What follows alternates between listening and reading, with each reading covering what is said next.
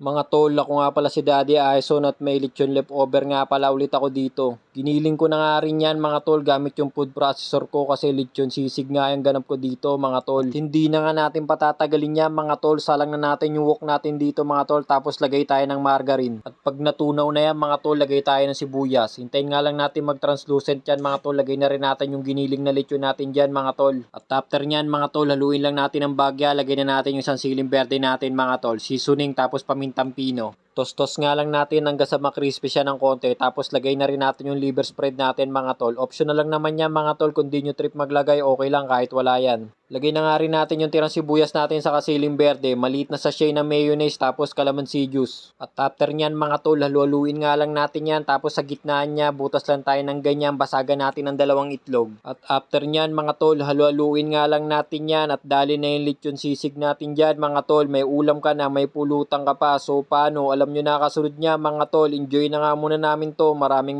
salamat sa panonood. Ingat! Siyempre mga tol, safety tayo ng baon natin. Let's go!